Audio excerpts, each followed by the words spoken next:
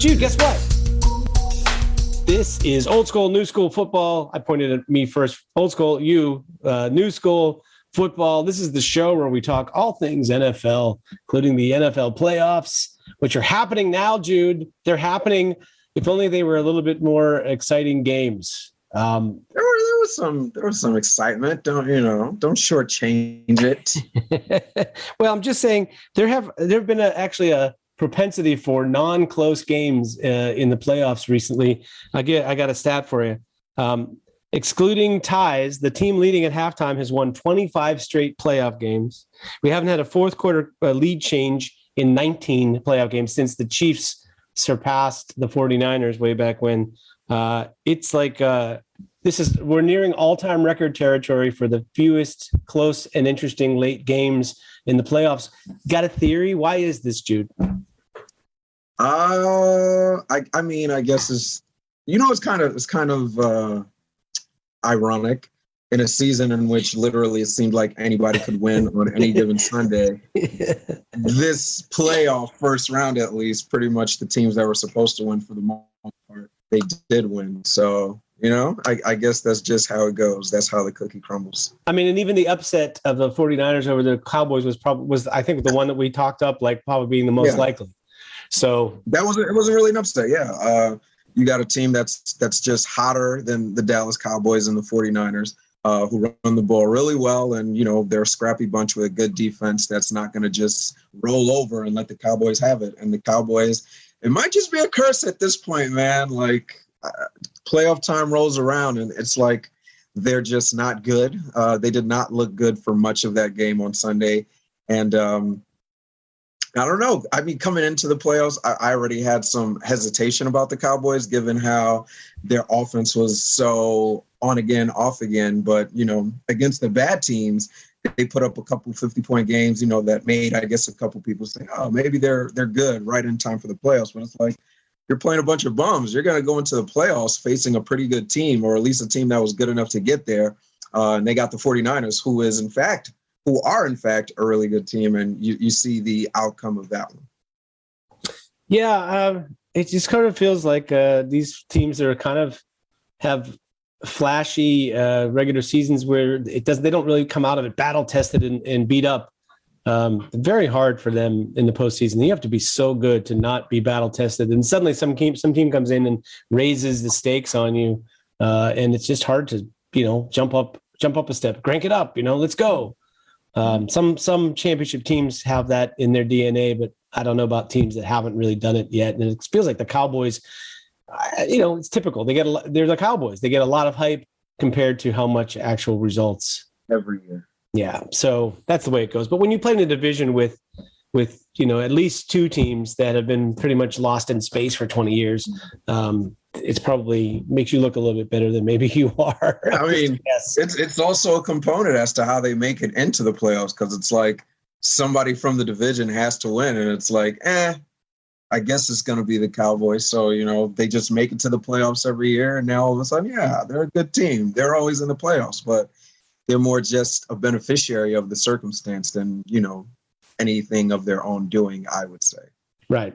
And we can talk about the winners of these 6 games as we go on into previewing this week's matchups. But let's just plowing through the losers. The one game, I don't know, that the Cincinnati. Plowing through the losers. Well, I'm just saying this is our last chance to talk about it for now. The Raiders and Bengals. The thing about that game was, yes, it felt like particularly earlier in the game, the Bengals were the better team. So it wasn't a surprise to me that they hung on and won that game at the end. What did you make of that whole inadvertent whistle play? I just thought that was the strangest thing, because while it happened live, I heard the whistle and thought, oh, they're calling them out of bounds. They stopped to play. And it looked a little like the defenders, at least for a second, stopped playing. It's such a 50-50 play, because it's like, on the one hand, as the referee, you shouldn't call the play dead until you're absolutely sure it's dead. And of course, he did not step out of bounds. On the other hand, it's like you hear the whistle, you're supposed to stop. But then we go back to the other hand, and it's like, I'm a defender. I see the ball in the air. I'm still going to make a play on the ball just in case, cover my bases. But it's like, I don't know. For them to have not called it dead, though, that's probably the part that sticks out most to me, because whenever you hear a whistle, inadvertent or not, they kill the play. If it's a mistake, they replay it down. If not, they moved forward with whatever they were calling the play dead for. And this was just like, I don't know what happened. They just said, we're going to rewrite the rule book and that play will count, give them the touchdown. And, that'll be the end of that. So the Raiders definitely had a justifiable, fault with the referees on that particular play. I mean, you can never say, everything is going to play out exactly the same way if the play changes. But, if that turns into a field goal, then the Raiders only need a field goal at the end of the game instead of a touchdown. Makes a huge difference in terms of what happened, how it played out at the end. The other thing about it is I just feel like the NFL, man, only if you hesitate for just a split second because you heard the whistle, that's the difference between knocking the ball away and a touchdown in the NFL. I mean, maybe, you can't say like you at your local level when you're playing on the weekend and you think the play is over. Yeah, it's like you probably should just keep going. They'll work it out. But in the NFL, man, that split second hesitation is everything. And also, you don't know. I suspect that the official who blew the whistle thought he was out of bounds and started waving his hands or whatever it is that he did. So it was probably enough of a distraction that, they should at least apply the rule. The rule is if the inadvertent whistle is during a loose ball. So in other words, with the ball's in, it's a fumble or the ball's passed and it's out of someone's hand. It's not in possession of anybody. It's supposed to be a do-over, basically. So there's no exceptions to that. There's no, we saw the play. There's one exception at least, and it was totally reviewed. I mean, it was clear that the play was reviewed. It was a touchdown, so they have to review all those plays. I just don't understand the reasoning for why they let it stand. As bad as it was as a mistake, you live with it and you say, okay, we're going to make it fair. We're going to do it over. And even though it's going to make Cincinnati angry, I mean, I just felt like these two teams hadn't had a win in such a long time. And here they are with the home fan base. And they just, they're kind of like, we want to do the spirit of the law rather than the letter of the law. They were just like, they deserve this touchdown. They earned it. It didn't really affect the play. We're out of here. I mean, like that. There's that, but then there's still the whole you can't hinge the entire outcome of the game on one play. Yeah, it sucks for the Raiders, but I mean, you never know when that one play is, though, Jude. I mean, it's like it's correct, but the overall point being, like, you had another that was like one play. You had another. How long is a game here? Another 59 minutes, 59. 59 seconds to make something happen throughout the rest of the game. And you just didn't make enough plays at the end of the day. Because, I mean, they do call the do-over, then, it's just we're talking about how unfair it was to Cincinnati than the Oakland Raiders. So anyway you look at it, somebody was going to get the short end of the stick. But, again, you can't base the outcome of a game on one play. So Raiders just needed to have played better. Kudos to them for even making it this far. I know they probably wouldn't be happy to hear that, but, I mean, they snuck into the playoffs. Let me ask you this. Of the teams that lost the 6 games, which team feels the best about its chances going forward? In other words, viewed this as being like a development stepping stone to next year? Because that's a tough thing. It's like you're losing a game you don't want to lose, but sometimes it feels like you made progress and you're looking forward to next year. Who would that be?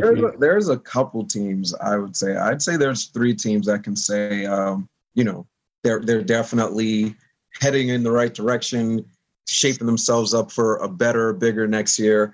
To choose one who I would say is the best. I mean, the 3 I got is the Cowboys, the Patriots, and the Cardinals. I would say the best would probably be the Cardinals. I'll say Cardinals because injuries really did hamper them. As far as DeAndre Hopkins not playing, J.J. Watt came back, but he was pretty much a non-factor. Could have been as a result of him not being 100%, just trying to, get back in there and play for his team in a playoff game. It's been a while since, it's not been a while. He played last year with the Texans, but new team, you want to be there for them and make a play in any way you possibly can. And just like they've got these young players, they've got Budda Baker, who's already a stud. They've got Isaiah Simmons. They've got Zaven Collins. These guys are going to get better as time goes on. And that defense is going to be really formidable. I say they get, some more pieces in the draft. Maybe shore up that offensive line and maybe get a solidified second receiver so that in a situation where DeAndre can't play anymore, it's not like your offense is just completely different and a complete shell of what it was. We saw for the first 9-10 weeks, the Cardinals were like legitimate Super Bowl contenders, the last undefeated team in the league. I mean, Kyler Murray was an MVP candidate. He goes down with an ankle injury. DeAndre Hopkins goes down, and then all of a sudden it's like, who are these guys? Like, this is not what I was watching the first half of the year. So what I hear you saying, Jude, is that injuries derailed your Super Bowl pick. Is that what you're trying to say? Well, I mean, I don't know if I picked them to go all the way, but I thought they definitely did have a chance. It sucks to see that they went out like this. Like, the second half of the season was just terrible for them.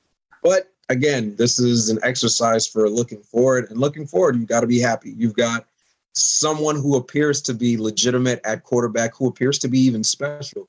You need one of those guys if you really plan on winning a championship, and they've got one. And they've got the young enough team, good defensive pieces. They just need some help on that offensive line and another pass catcher. And this is a team that could compete with anybody, in my opinion. Yeah, I do feel like the arrow's up, pointing up for them. The Cowboys are interesting. I feel they were more disappointed. I think that's a team that expected better than this result for their season. For sure. But yeah, the problem is the way their organization is run. I'm just not sure, like, what is it that you're addressing? It's like there's so much emphasis on Trayvon Diggs right now. And it's Trayvon, that one, right? Did they have the right Diggs brother? Yeah, Trayvon Diggs. Like he with all the interceptions are flashy, but he gave up the most coverage yards of basically any corner in the NFL. So it's not like you're going to say we have to go out and replace that corner who gave up the yards. They're like, oh, we have this cornerback who got a lot of interceptions, so we're going to make him the number one corner. So you know what I mean? It's like they're sort of. I'm not sure that they understand what their weaknesses are and will address them. I'm not confident in that regime to do it right. They're another team that's real young on defense. Trayvon Diggs, this is only his second year, and already he's getting an All-Pro. I don't think he should be first team All-Pro, but that's another story for another day. Yeah. But nonetheless, the talent is there. You can't be completely talentless and lead the league in interceptions. What is it, like 11 interceptions? Something crazy, yeah. Season? Something's there. He just needs to hone in on his skills, not bite so much on that first step. That's how everyone beats him. Like, he's so aggressive, which is why he gets those picks, but it's also why he gets burned so much. You give him that first step, he's going to go with it. And, it's thrive or perish under that sort of mentality. And, it's been 50-50 with him. I think he goes into the offseason, he works really hard, and he kind of just like watches a lot of film. So that way he's not so susceptible to getting beat with just one move. I mean, it sucks because, his interceptions might suffer, but I think you will sacrifice some interceptions to be a better overall corner. Aside from that, I think, again, as I was saying, they've got young pieces, like Mekhi Parsons. He's going to be a really good player. He's going to get better, which is crazy because he was already so good this year.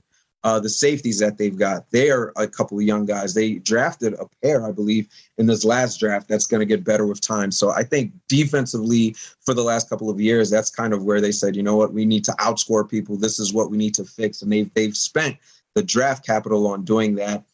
It's just a matter of time. And hopefully those pieces develop and, they become a really good defense as opposed to a flashy defense who makes plays here and there.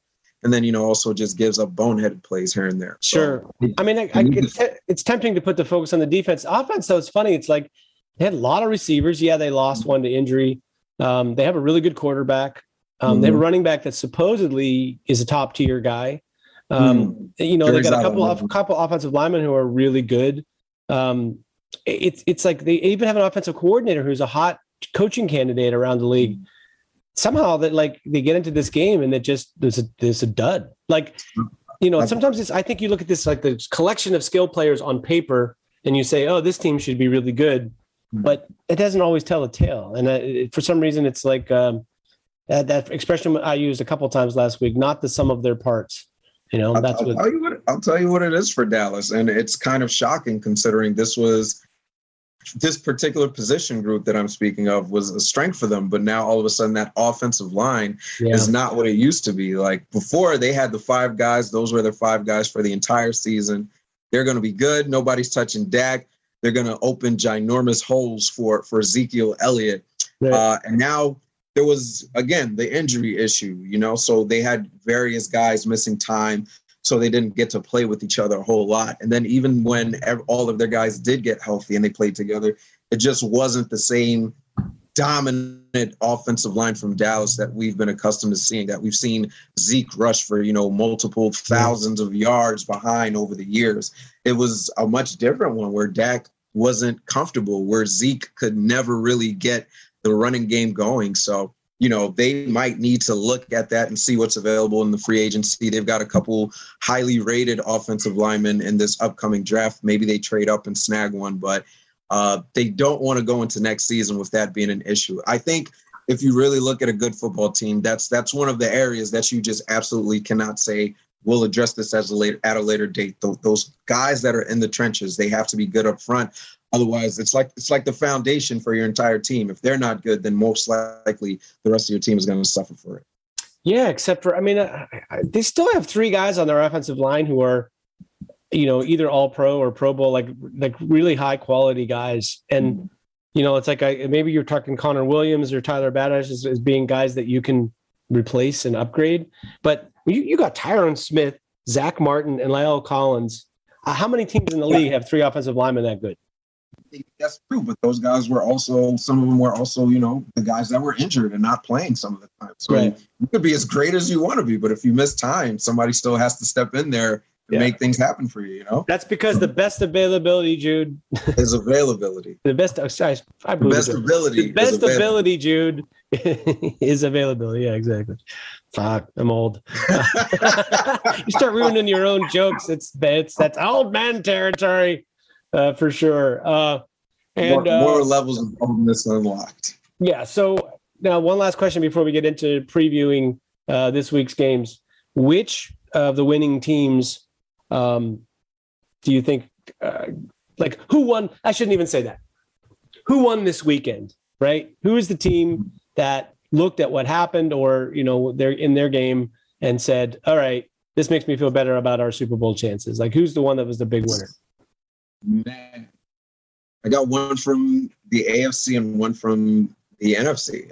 I've got the Bills and I've got the Rams. The Bills, anytime you go against a team and you score 7 touchdowns on 7 drives, that's like a perfect game. No punts, no field goals, no settling for field goals, no turnovers. We just get the ball and you can bank on it. We're going to go score. Patriots defense, I didn't think they were as good as they would have.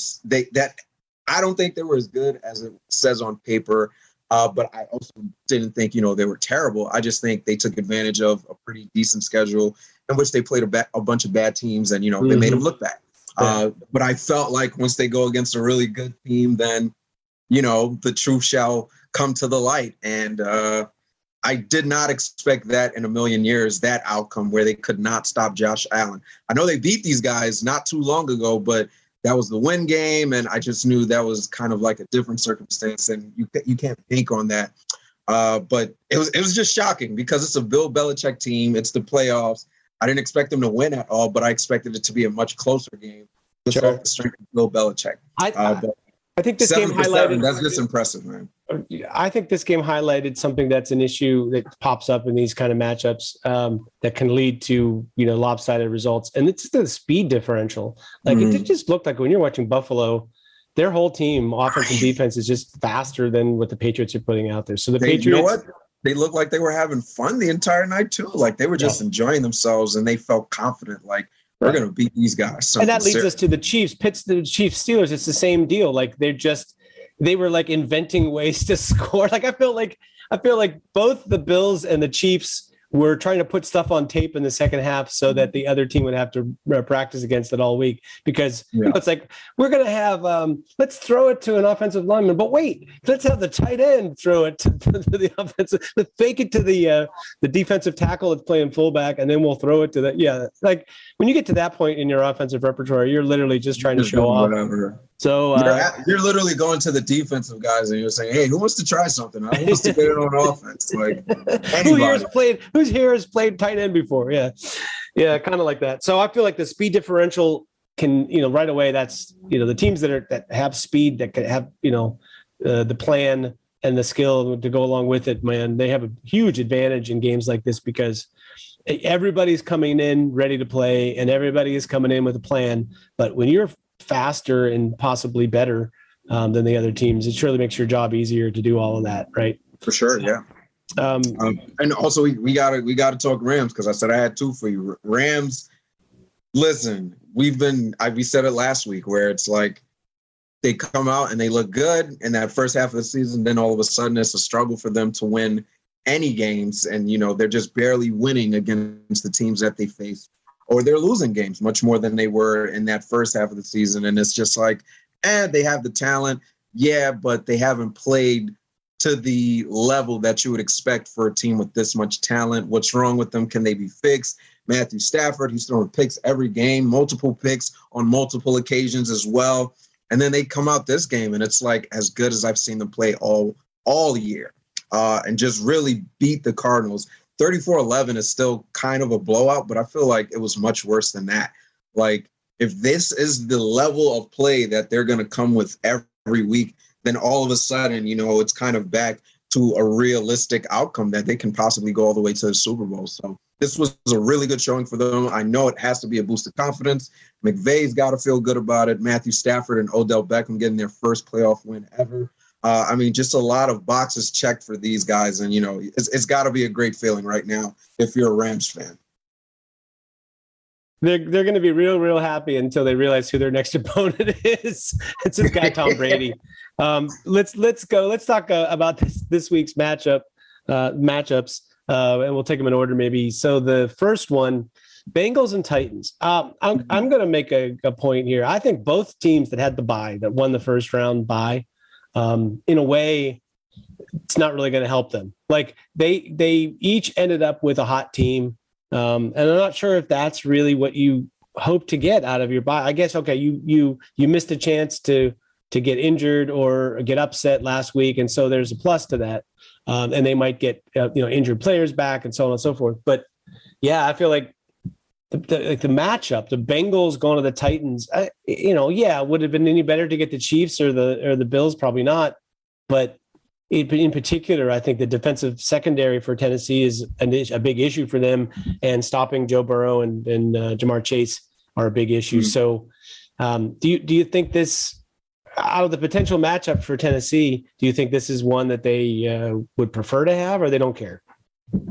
I don't think you care. I think once it gets to playoff time, you just have it in your head. It's either we face them now, or if they're that good, we'll face them down the line. So You're not necessarily hoping for any team, because you can hope for a team and that team ends up being the one that beats you. Or you could run away from a team, but you're kind of just admitting to yourself, if you say we don't want to play them, that you think they're that much better than you. So you're not saying we want to play them and not these guys. On top of that, it's like, hey, we're the number one seed. We need to say we're the ones that everyone's trying to avoid until the last possible moment. So I think you just kind of have to have that in your head as a football player that, hey, we're the team to beat. It's regardless who wins, you've got to go through us to get to it, since we've got home field advantage for the entire playoffs. That being said, this is going to be a pretty interesting game. I'm not going to count out this Tennessee Titans defense at any level, because the last few weeks, ever since Derrick Henry's been hurt, they've been playing at an unbelievable level, lights out pretty much across the board. Secondary, you say, that it's an area of issue for them, but at the same time, they've been making plays. They've got an all-pro safety back there who's kind of like, a safety net for all of their corners, which allows their corners to play a little bit more free, to run up and make those aggressive plays and get the interceptions. And, it's been working for them. And then you've got Mike Vrabel, he's all of a sudden, I feel like it was just yesterday, it was his first year coaching the Titans, but now it's like he's an established coach with a history of making the playoffs with his team. So it's like, I'm not doubting this defense at all. They've shown us, for 8, 9, 10 weeks in a row now that, they're every bit as good as one may think that they are. So I think it's going to be an interesting matchup for sure, seeing as Cincinnati has that high-powered offense. But I think, the Titans are definitely going to have a plan in place, and they're going to show you why that, they've been such a good defense over this stretch, and why they're the number one seed in the AFC right now. I haven't even said, anything about the possibility of their guy coming back, because if he does, then, that's now a whole other area that we need to talk about for that Cincinnati defense. Apparently, he's got a plate in his foot. That's the last thing that I heard. Yeah, I mean, I go back to early in the season, and I was like, who are the teams that have either an absolutely elite quarterback with a defense that's good enough, or an elite defense with a quarterback that's good enough, right? And I think about these two teams. I would categorize Cincinnati as a team that has a pretty elite quarterback and an okay defense. And I would characterize Tennessee as a team with an okay quarterback and a pretty good defense. Like, I'm not sure either of these teams is a real candidate to win the Super Bowl, but I think it's a good matchup still. Like, one of these teams is going to make it to the AFC Championship, right? So my theory about these, what the quarterbacks and defenses are like, maybe not going to kick in until later. For that reason, I kind of think Tennessee maybe is going to win this game. They're going to be fresh, and they're going to hit the ground running against a team like Cincinnati, who might be happy to get their playoff win for the first time in 20 years or 30 years and consider it a good season. But I just kind of feel like there's something about Tennessee's team. They're the opposite of the Cowboys. They're the team that's more than the sum of their parts. Maybe that's coaching. Maybe that's the fact that they play a little different style of play than some teams do. But you talk about Derrick Henry coming back. Hell, AJ Brown, like, you're talking about a guy that absolutely is deadly. He's just like, he's not necessarily going to blow you over the top like Tyreek Hill, but still very hard to stop, very consistent player. And then Julio Jones and on and on and on. It's like they have weapons, they have tools, they play good defense together, team defense, kind of like the Titans. How about you? What do you like for the outcome? I think it'll be a close game. I do think so. I think, Cincinnati's just too good offensively for them to be completely stopped. And I think it's going to really come down to, if he plays, how Derrick Henry plays. I've said it numerous times, it's hard to simulate game action. You can be very well conditioned, but, that beating that your body takes over and over, play after play, you can't simulate that. So we don't know what version of Derrick Henry we're going to get back. Nonetheless, he's still going to be a threat. He's still going to be somebody that they're possibly game planning for. And you know what? He's still a massive man who's deceptively fast.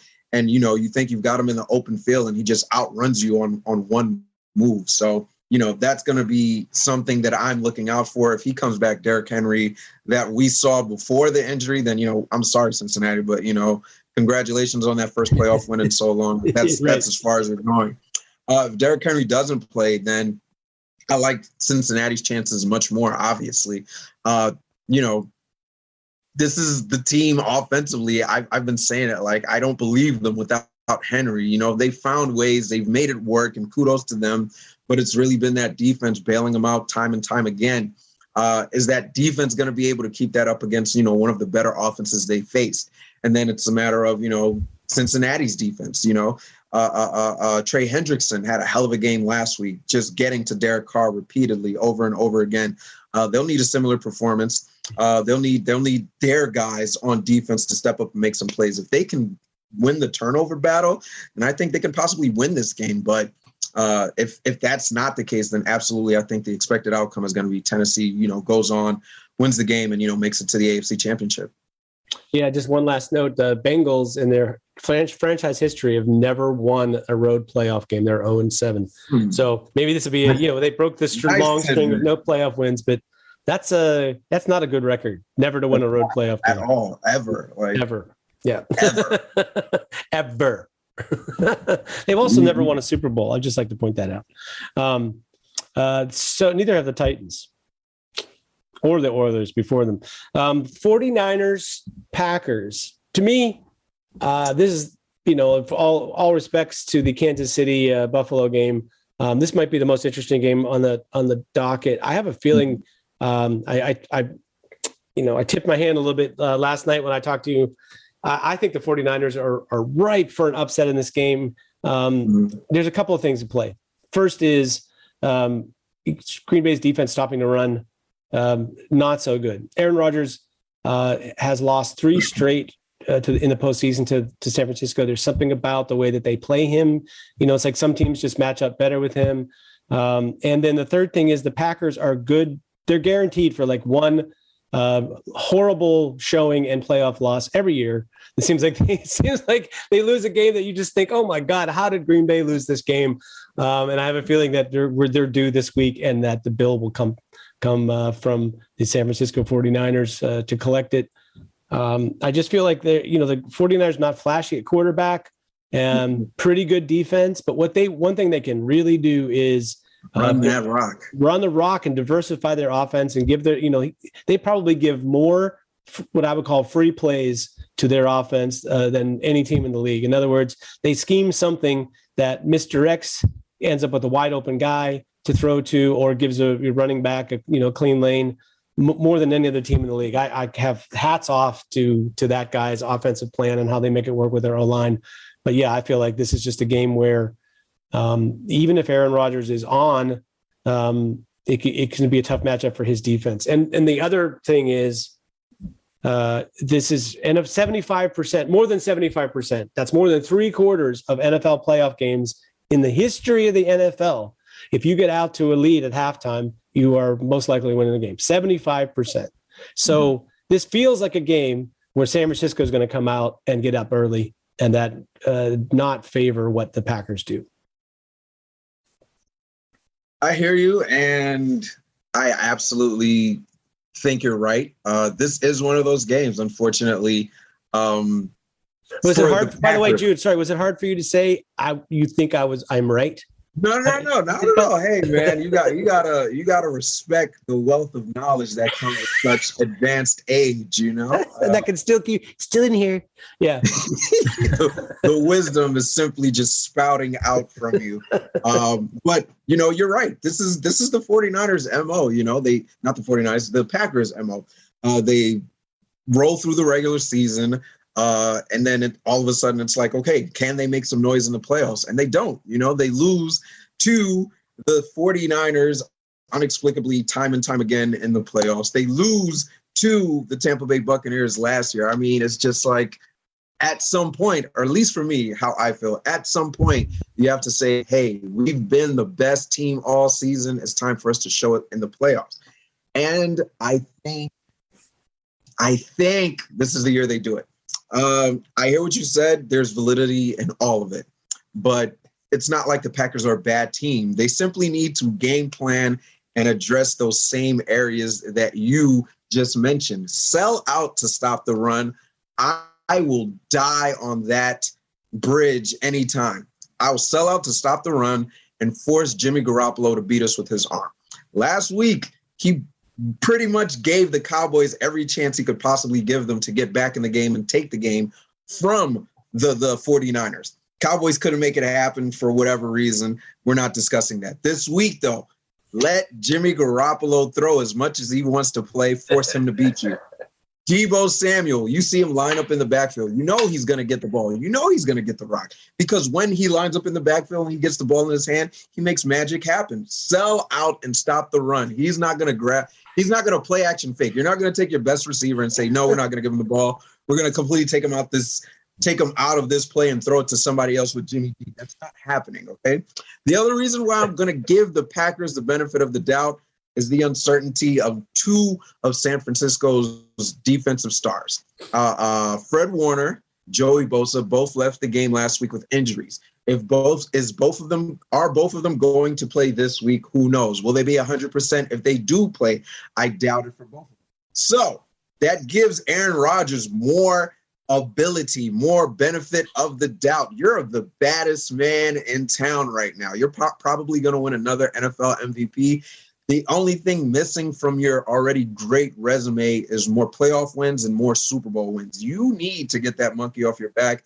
You need to prove that you're one of the all-time greatest. You need this victory. I feel like that's just more reason for them right there. They need to prove they're not just a regular season team. They're not that Colts team of the early 2000s with Peyton Manning where, come regular season, they'll beat whoever, but come playoff season, pretty much anybody can beat them. You need to shake that immediately before it becomes who you guys are defined as. Let me ask you this: Who are the middle linebackers, linebacker for Green Bay?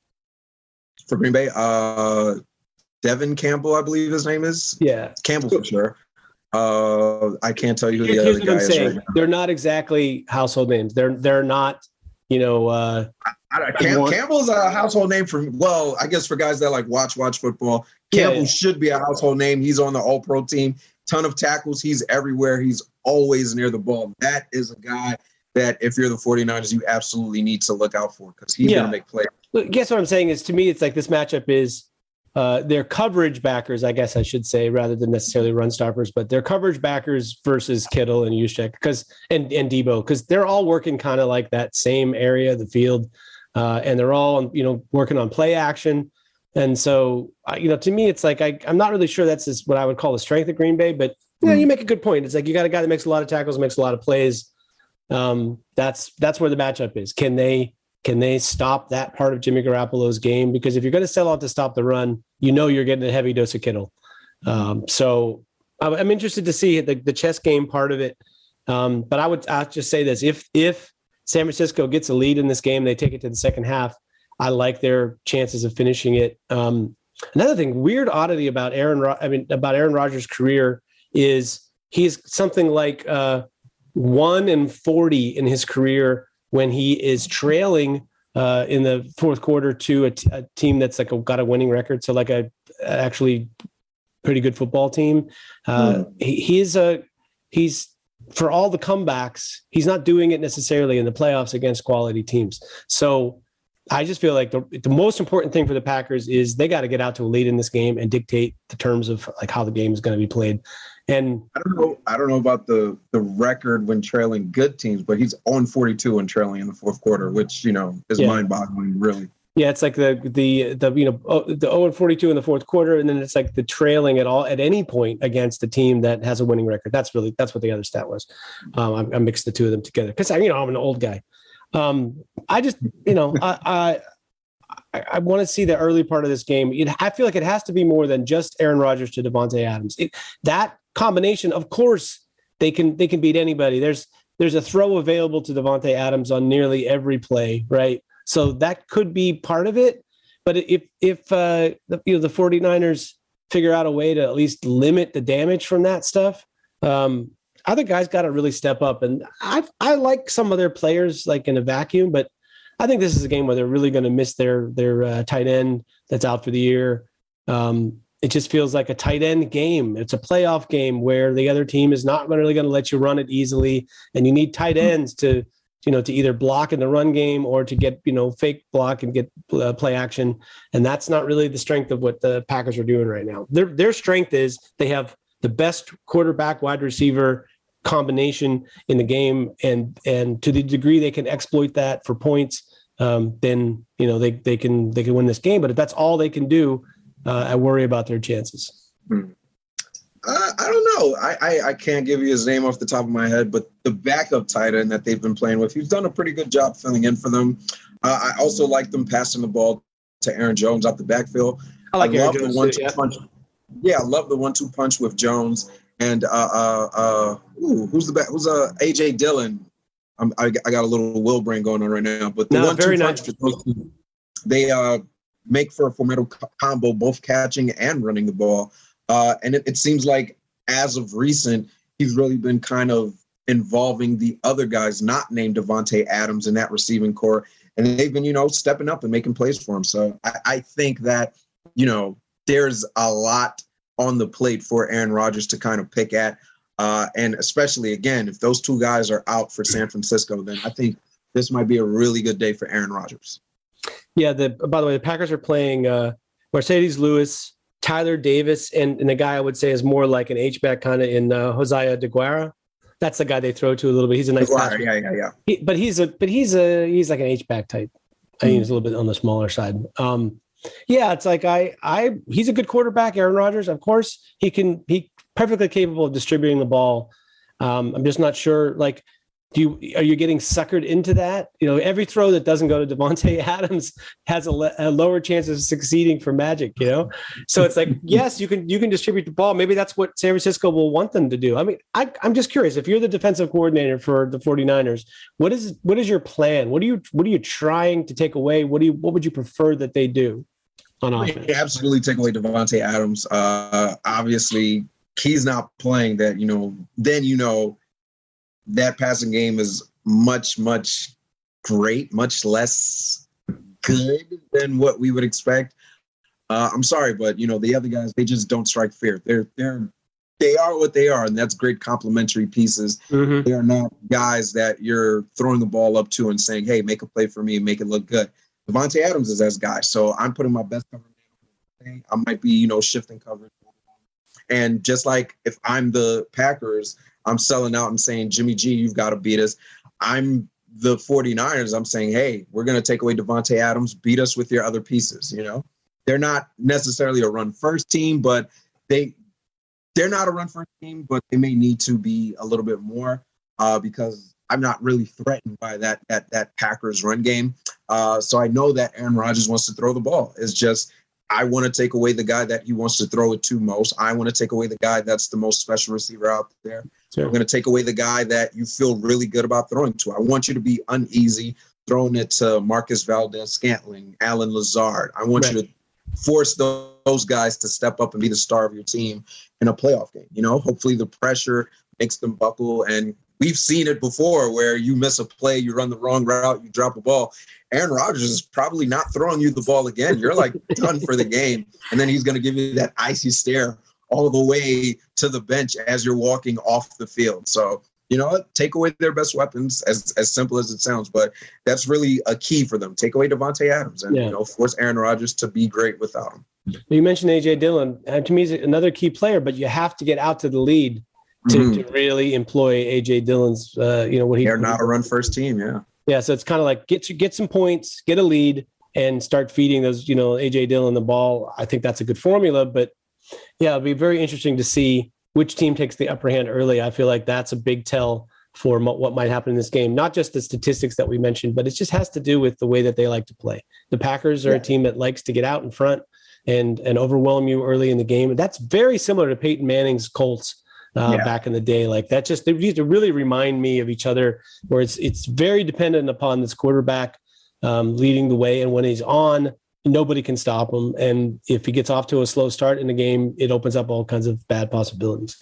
Anyway, yeah, I think you nailed it though with that, just trying to, get enough out of the complementary players and run the football. Boom. Rams and Buccaneers. You touched on it a minute ago about the Rams playing well in the first round, Ben, and I said, yeah, but now they're going to play Tom Brady. This would be a real test of the, is this Buccaneers big playoff run and Super Bowl win last year, does it have more to do with Tom Brady, or is it just that they're so loaded? Because they're a couple of degrees less loaded than they were last year.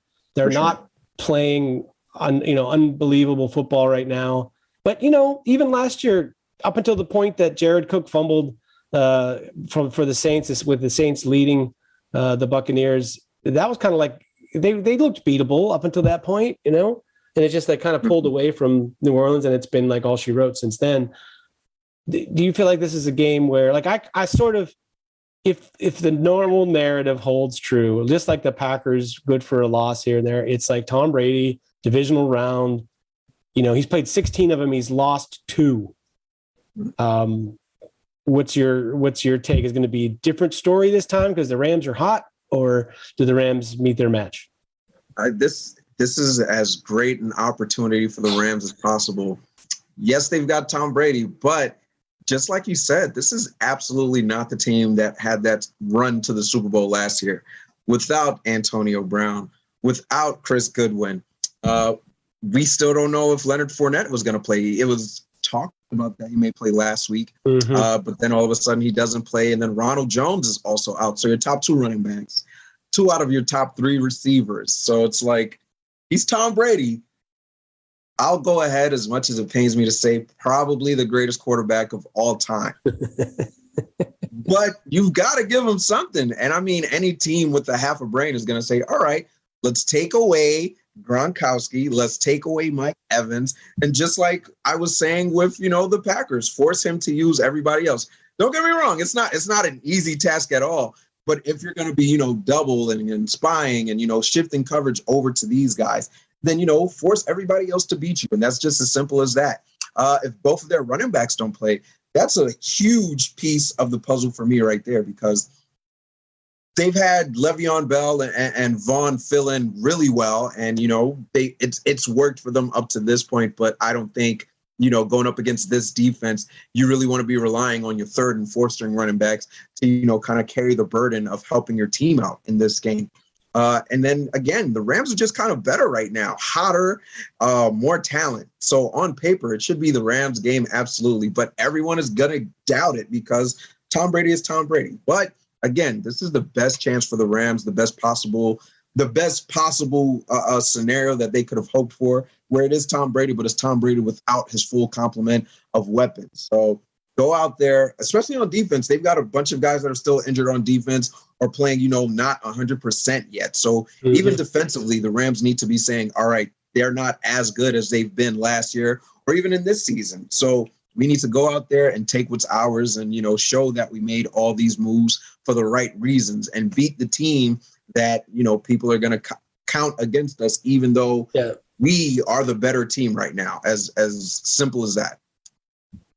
Yeah, well, they're not better in one respect, and that's quarterback. And I just feel like you're like, take Gronk away. Yeah. How many times has there been a game with Brady and Gronk in it where Gronk was taken out of the game? I have seen most of their careers together. Only time I ever remember even vaguely that happening was when Brady had other options to go to, and it was more like they used Gronk as a sort of a decoy or something like that. But he's the receiving core. Yes, they lost Godwin, they lost Antonio Brown, but their receiving core, top to bottom, is still probably better than at least half of the teams that Tom Brady, that won with in New England. He often had a crew of receivers that were a bunch of no-name guys, basically, that could do one or two things well each. But it's just like, you got Gronkowski, man. That's tough. They're going to come out with two tight ends with Brayton Gronkowski and Mike Evans on the outside. And they're going to force you with that size to think about playing nickel instead of dime. And they're going to, pass it against your linebackers and try to beat you in ways that, they're going to try to get personal mismatches and beat you. And because they have Tom Brady, they probably will manage to do that. I'm not mad at that, honestly, because Mike Evans, as much as I love him, as good as he is, and I completely acknowledge that, Jalen Ramsey is a really good, I'd even say the best cornerback in the game today. So I'm confident leaving him one-on-one and focusing two guys, possibly the entire game, on Gronk and just making it a really difficult day for Tom Brady. If you look at Tom Brady's losses, right, more times than not, when he loses a game, he's being pressured, and the Rams absolutely have the pieces. Pressured in the interior, particularly. Yeah. They've absolutely got the pieces to make it one of those kind of games for Tom Brady. Aaron Donald is Aaron Donald. I don't need to say anything more than that. He's gonna get in your face up the middle, which again, that's one of the things that he suffers with the most. Tom Brady suffers from the most. Yeah, sure. And then Von Miller. No quarterback really likes that. That's what I was going to say. Yeah, no quarterback really likes that. Yeah.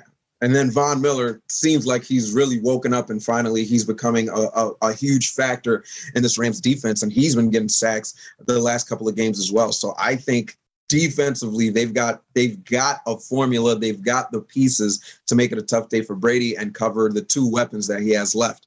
As far as, the other receivers, Scotty Miller, I thought was going to, have a great day. He's been injured for a lot of the year, but it's kind of set up for him to step up and be a guy for Brady. And he had 8 yards receiving last week, unfortunately for me, because I took him to have over the 8 yards, and he had exactly 8. It was 8.5, and he had exactly 8.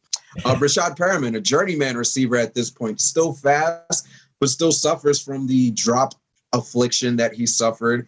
And he just disappears from a lot of games. So it's like, yes, he has other receivers, but are they really that much better than the receivers that he's played with in New England, where he was literally throwing to, a bunch of no-name guys? I can't say that with 100% confidence that they are. They are fast, they are flashy, but are they consistent enough to step up when Brady needs them? I don't think so. This can go completely opposite. I hate to, give myself that kind of out. It could go completely opposite, and Brady can absolutely tear apart these guys, but I really don't think that's what's going to happen. I think it might be a defensive game for a little while. I think the difference is who gets the turnovers. It's possible that Tom Brady under pressure could give you a turnover or two, like towards the end of his time in New England, he did that. But if I'm going to bet which quarterback is likely to give the ball away in a game, it's got to be the other guy, Matthew Stafford. I'm putting money on the other guy all day. So every day. So to me, it's it's probably a defensive close game. And one team is going to make 5 or 6 plays that the other team, doesn't make, or they make not as many. And that's the difference in a game like this. And to me, I'm thinking Tom Brady is a guy to make plays. He's not a guy to give you the, extra possessions. So yeah, I expect that Tampa Bay wins a low scoring game. So I will take Tampa and the under in this one. And it's just the Rams. Yes, a lot of parts, and they definitely can win. They have talent advantages. I like that thing you talked about, like with Jalen Ramsey. I think Jalen Ramsey's been really, really good for them.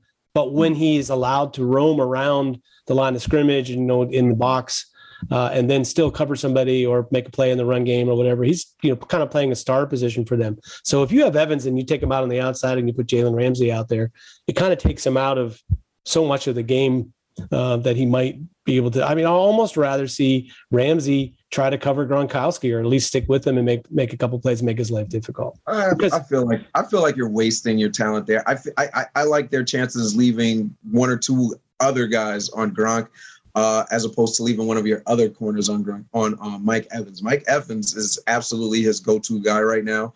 I really feel like you want to absolutely neutralize him and take him out the game. I'm good with not employing Jalen Ramsey in those other ways, because we've got so many other players that we can blitz and line up in the box and put in different positions that, for this one game, we don't need that from you, Ramsey. We need you to take away his go-to guy and completely isolate him. I'm completely good with that. Could be. Yeah. I'm interested to see how that works out. I just don't, I feel like, if your main go-to guy is a wide receiver on the outside, especially a guy with speed, that Ramsey can just, he kills guys like that. He eats them for lunch, can absolutely take you away. But your team is not, Tampa's team is not really built that way. They're built sort of from the inside out, which is a little unusual. Let's go to this last matchup, Chiefs and Bills. Did you see Chiefs Ravens earlier this year? Did you see the Chargers Chiefs of a month ago? To me, this game spells shootout. Like few others basically, but maybe I have it flipped. Maybe they'll surprise us with a tight game or close game. What do you think this plan is for this game? I'm not seeing defense. You had it right. I'm thinking shootout all the way, especially with the Bills coming off that performance. 7 drives, 7 touchdowns. I can't see them not keeping the ball rolling and just running into this game hot as they've been. You've got Devin Singletary, and all of a sudden, pinch me, am I dreaming? The Bills have a valid run game, and it's not just Josh Allen who's the run game. It's the running backs. It's Singletary being the guy that they thought they drafted 3 seasons ago. It's Zach Moss coming in and still giving you 4 or 5 yards per carry. And it's just it's nice to see, because now they're not just so predictable. Now it's not all on the shoulders of Allen, but Allen is still really, really good, and he's completing passes, and Stephon Diggs is looking good, and Dawson Knox is looking good, and it's just man, when did they get all these guys? Because if you're taking away those 2, you still got Emmanuel Sanders, who I don't know how old he is, but I don't think he should still be this good this late in his career. You still got Cole Beasley, who if you sleep on him, he'll just come out of nowhere and give you 100-some yards just off of a whim like that. So Buffalo Bills are really good, and, that's not to take anything away from the Chiefs. No. All of a sudden, the Chiefs are hey, we're back at it, baby. I'm back, baby. Did you miss me, And it's hey, you know what? You guys want to force us to not throw it deep every time? No problem. We'll nickel and dime you all the way downfield. And then when you're saying, okay, so, they're nickel and diming us now, we don't want to stop the deep ball because they're able to just put on these long, majestic drives now. And then they say, okay, now we can go back to what we've been doing, throw it downfield on you. And I think Tampa did a great job in that Super Bowl last year and giving people the formula as to how to stop Patrick Mahomes. but then the Chiefs did a great job in saying, okay, this is how we're going to adjust. And it's made them a better offense where it's not like we're a one-trick pony here. We're just going to throw it deep because we have the athletes to beat you every time. Mm-hmm. Now we're going to take the underneath. We're going to take what you give us. We're not going to force the ball downfield, and we're just going to beat you in a variety of ways and make you guess as to what it is that we're going to be doing on offense. And that's what leads to what we saw last week when it's like, okay, now the entire offense is open. We're going to let, our tight end throw the ball. We're going to throw the ball to our linemen. We're going to run a fake jet, run a fake screen and shuffle pass it up the middle. Like, these guys are doing things that are just unbelievable. And it's like, how do you stop them? Because there's so many things you just need to account for when you're playing the Chiefs that is just so difficult. Like, we've literally seen where it's like Tyreek Hill has done nothing for them, but they're still up multiple scores because they have no problem throwing to their third and fourth and fifth guy. And I think they're going to get Clyde Edwards-Helaire back for this game too, but do they even need him? Because all of a sudden, Jerick McKinnon is like looking like the star running back of never. McKinnon seriously outplayed him. Like, I think even if Edwards-Helaire is available, I think that's something that you would really think about. Like, he took the vast majority of snaps last week. He even leapfrogged Darrell Williams in that game, and Frank Gore as well. Frank Gore is a guy that, a lot of people thought, hey, maybe this is going to be the guy because he filled in when Edwards-Helaire was injured early in the season, and he put up some great numbers, but all of a sudden it's like the rich get richer. Now you just have all these running backs who can their choice. Who can all do magical things with the ball. And it's like, okay, take one away, we'll throw in another. Take this one away, we'll throw in another. So it's like, two things I'll say about the Chiefs are with all that weird stuff and, opening up the playbook that they did last week, they're liable to come into this game and show completely different stuff. Like, they'll have 5 other plays that are, in the red zone that are sort of unstoppable. And you're just like, wow, like, how did they get that to work? How did they practice that, et cetera? Where did they come up with that?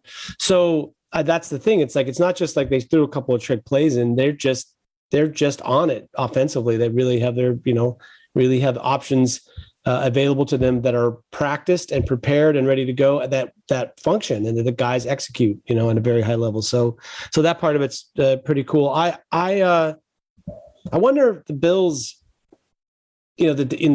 conversely in the red zone is where maybe this game will be hashed out.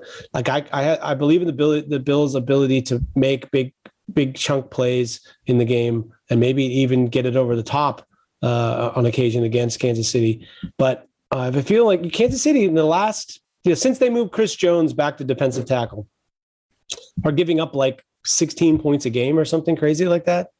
And it just feels like maybe that's not enough to stop Buffalo entirely, but maybe it's enough to turn some of those touchdowns into field goals in the red zone.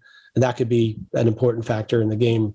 But I think it's nearly an impossible game to pick, because if Buffalo plays the way they did last week, I just feel like it's whoever has the ball last.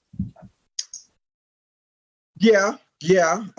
Or it could just be a matter of like which defense steps up and makes, a play when needed the most. It could be a matter of who gets that turnover. It could come down to like one extra possession. I really think it is going to be a shootout. So I think, just one mistake can literally cost you this game. If I had to, pick between the two teams, I would say I trust Patrick Mahomes just a little bit more than I trust Josh Allen at this point. And Josh Allen, we've seen him make those plays where it's like you're trying to force something that's not there. We've seen Patrick Mahomes do it too, especially in this last game. He's trying to throw across his body and he doesn't see J.J. Watt there, and how that ends up. It ends up being an interception. Luckily, they didn't score, but J.J. Watt got the fumble and returned that for. Maybe it's a running back that fumbles the ball and, gives the other team that extra possession. But I really think turnover battle is going to be very important in the outcome of this game. Yeah, I think if there's anything that can go wrong for the Bills, it would be Josh Allen trying to do too much. I go back to that week 1 loss, which was probably their worst loss they had in the season to the Steelers.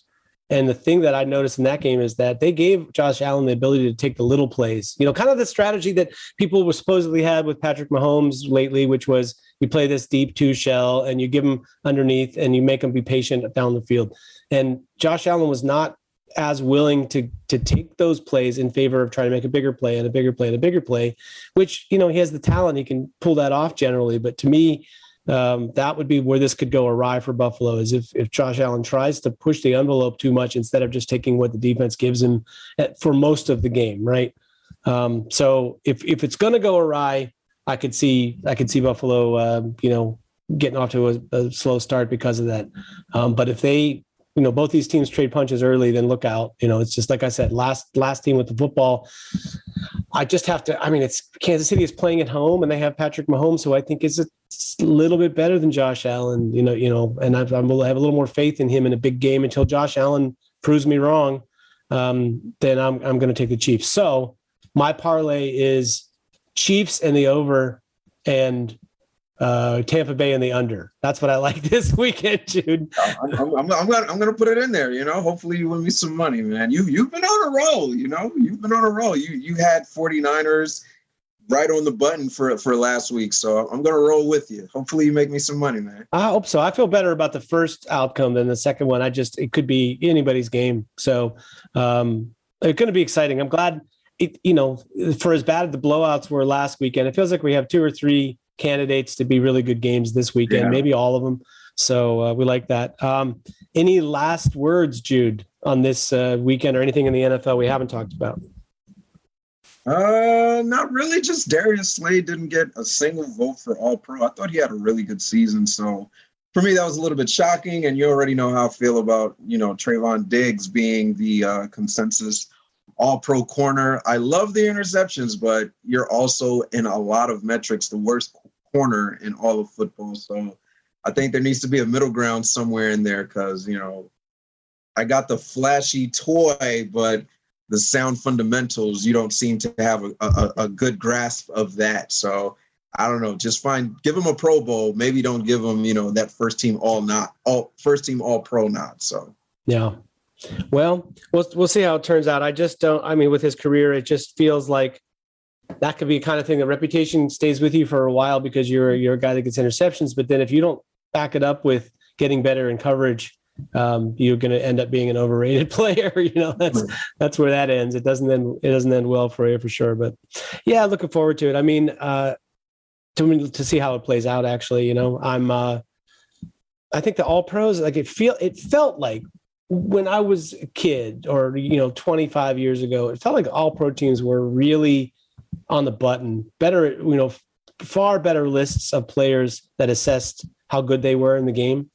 I feel like recently it's become closer to the Pro Bowl voting in terms of, not recognizing guys who have a big reputation. And as we know, sometimes the guys that have a big reputation totally earn it and deserve all the accolades. And sometimes they're just, sort of overrated. So what are you going to do? Or we wouldn't have a show if everybody were just like as good as they're supposed to be. Yeah. As good. Exactly. Well, you know what this means, Jude? Press the button, subscribe, send us a shout out on Twitter or Instagram. Jude is at THEE, the Mr. Allume, THEEMRALLUME. I am at Accidental Zen. The show is at OSNSFB. How about that? Old School, New School Football. Jude, thanks for a great show. And looking forward to football with more to talk about next weekend. And see you next time on Old School, New School Football. I'm Wil Masisak. He's Jude Allume. Punch it out, Jude.